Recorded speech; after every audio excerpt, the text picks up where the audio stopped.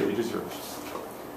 Lynette Scavo thought it was a mistake when her bank called to inform that her daughter's social security number was on its files for 2 credit cards and 2 auto loans with an outstanding balance of more than $25,000. And the reason she thought it was a mistake, her daughter is only 3 years old. Lynette Scavo was an unfortunate victim of identity theft. My name is Devki Naik and I belong to Group 4. Our group topic is self-identity, and by the end of my speech, I wish to inform my audience about the concept of identity theft, its types and implications. I shall begin by explaining the meaning and origin of the term identity theft.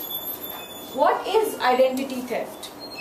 Identity theft is a crime involving the illegal usage of another individual's identity. The term identity theft was coined in the year 1964 and is actually a misnomer since it is not literally possible to steal someone's identity as such.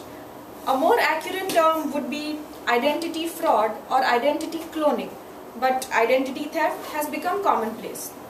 The Code of Federal Regulations defines identity theft as fraud committed or attempted using identifying information of a person without permission. Now that we know what identity theft is, let us look at its various types. Identity Theft Resource Center, a non-profit organization, subdivides identity theft into 4 categories. 1. Business identity theft, which involves using another's business name to obtain credit. 2. Financial identity theft. This means using another's identity to obtain credit, goods and services. 3. Identity cloning. This means using another's information to assume his or her identity in daily life. And 4. Medical identity theft. This means using another's identity to obtain medical care or drugs. Given the various kinds of identity thefts, let us look at some statistics. The shocking statistics reveal that identity theft could happen to each one of us.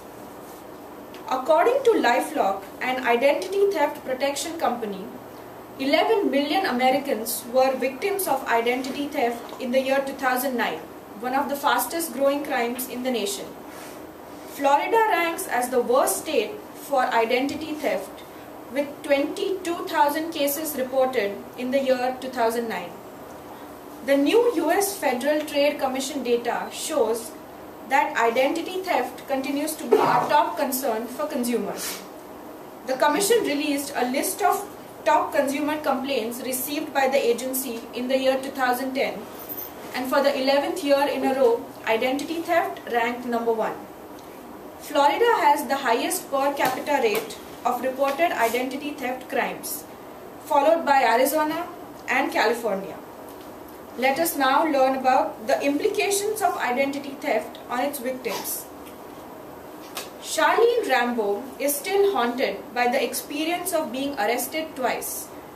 Released both times after law enforcement and prosecutors learned that someone else was using her name to sign thousands of dollars worth of bogus checks from a closed account. The victims of identity theft can suffer adverse consequences if he or she is held liable for the perpetrator's actions. I would like to conclude by re-emphasizing the fact that identity theft is a grave crime affecting the society as a whole and having disastrous implications for its victims. Don't be a victim of identity theft. It is always better to be safe than to be sorry. Thank you.